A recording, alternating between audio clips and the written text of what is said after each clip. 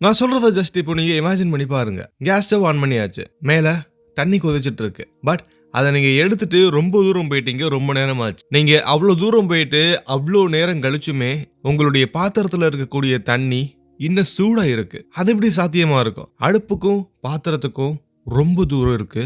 நேரமும் ரொம்ப அதிகமா இருக்கு. பட் சூடா இருக்கு. அதுக்கு காரணம் நமக்கு சரியா தெரியலைல. இது மாதிரி தான் நம்மளுடைய சூரிய குடும்பத்துல ரொம்ப தூரத்துல இருக்கக்கூடிய ஒரு கிரகமான யுரேனஸ். இவ்வளவு தூரம் இருந்தாலுமே அந்த கிரகத்துக்குள்ள ஒரு குறிப்பிட்ட இடத்துல வெப்பம் அதிகமா இருக்கு. நம்ம நினைக்கிறது என்னன்னா நம்மளுடைய சூரியனுடைய வெப்பம் அந்த அளவுக்கு போனாலும் அந்த அளவுக்கு இவ்வளவு வெப்பம் இருக்குமா அப்படிங்கிற ஒரு கேள்வி எழுப்பியிருக்கு. இப்போ நம்ம இந்த வீடியோல அந்த யுரேனஸ் கிரகத்துல எதுக்காக அந்த மாதிரி வெப்பம் நிலவுதுன்னு பார்ப்போம். இதை கண்டுபிடிச்சது James Webb space telescope. So அது நமக்கு என்ன சொல்லிக் கொடுக்குதுன்றதை பார்க்கலாம். நான் உங்கள் லோகபால கார்த்திகேயன். நம்ம இதை போய் எக்ஸ்போஸ் பண்ணுவோம். Expose everything.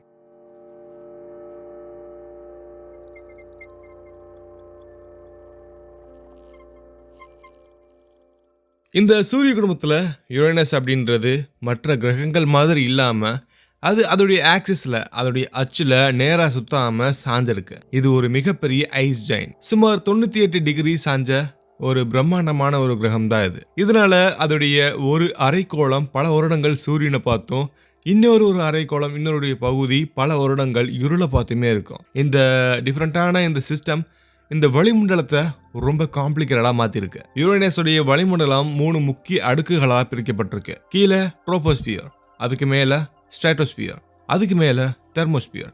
இந்த தெர்மோஸ்பியர் தான் அப்பர் அட்மாஸ்பியர்னு நம்ம சொல்றோம். இங்க தான் ஜேம்ஸ் வெப் அதோடைய கவனத்தை ரொம்ப அதிகமாக்கியிருக்கு. ஏன்னா இந்த பகுதி தான் ரொம்ப மர்மமா இருந்திருக்கு. பழைய கணிப்புகளின்படி யுரேனஸ்க்கு சூரியனிலிருந்து வரக்கூடிய எனர்ஜி ரொம்ப ரொம்ப கம்மி.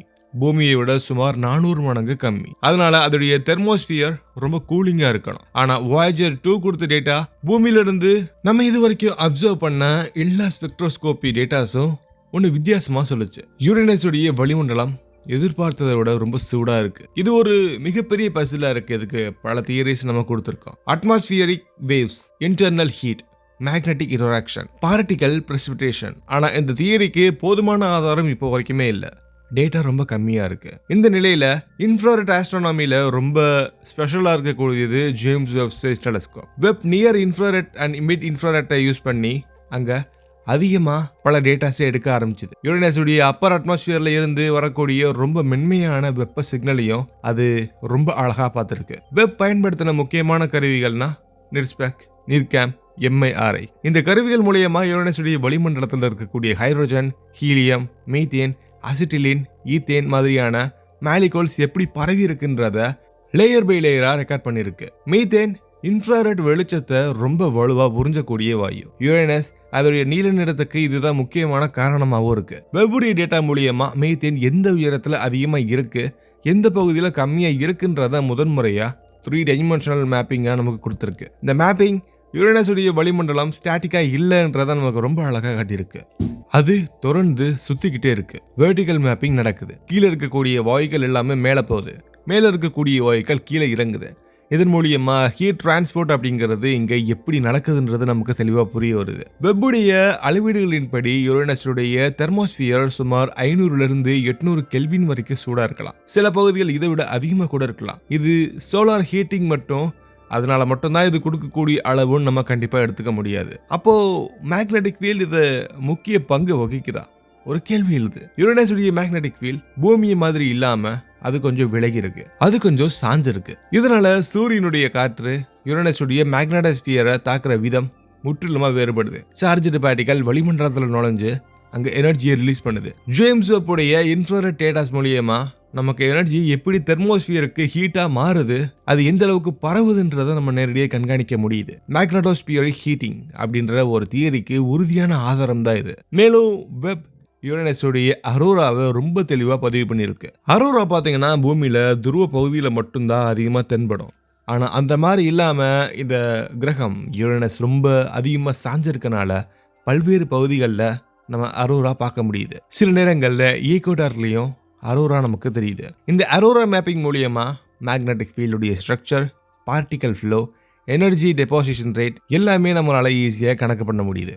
இதன் மூலியமா யுரேனஸை ஸ்பேஸ் வெதர் பற்றி முதன்முறையாக ஒரு மாடல் ஒன்று உருவாக்கப்பட்டிருக்கு. இந்த ஆய்வுகள் எல்லாமே NASA, European space agency and international research universities எல்லாமே சேர்ந்து அஃபிஷியல் மிஷனா இது ரொம்ப அழகா பார்த்துருக்காங்க. வெப்புடி டேட்டாஸ் யுரேனஸ் உடைய சீசனல் சேஞ்சஸ் பத்தின புதிய தகவலை கொடுத்திருக்கு. யுரேனஸ்ல ஒரு பருவம் சுமார் 21 வருடங்களாகவும் இந்த நீண்ட கால மாற்றங்கள் வளிமண்டலத்துல வெப்பத்தை மெதுவா மாத்துதுன்றதும் நமக்கு தெரிய வந்திருக்கு. வெப் பல வருடங்களா தொடர்ந்து அப்சர்வேஷன் செஞ்சதன் மூலியமா இந்த ஸ்லோவான கிளைமேட்டிக் சைக்கிள் நமக்கு ரொம்ப தெளிவா புரிய வந்திருக்கு. இதனால யுரேனஸ் ஒரு நேச்சுரல் லெபார்டரியா மாறி இருக்கு. Extreme season, week sunlight, strong magnetic effects இது மூணுமே சேர்ந்து ஒரு பிளானட்டரி சிஸ்டம்ல எந்த அளவுக்கு கொஞ்சம் விசித்திரத்தை உண்டாக்குதுன்னு நமக்கு சொல்லி கொடுத்துருக்கு. இந்த ஆய்வுகள் ஐஸ் ஜெயிண்ட் எவல்யூஷன் பத்தின புரிதல்களை நமக்கு கம்ப்ளீட்டா மாத்திருக்கு. யுரேனஸ், நெப்டியூன் மாதிரியான கிரகங்கள் எப்படி உருவாயிருக்கும், அதோடைய கோர் ஸ்ட்ரக்சர் எப்படி இருக்கும், அதோடைய வளிமண்டலம் என்ன மாதிரியான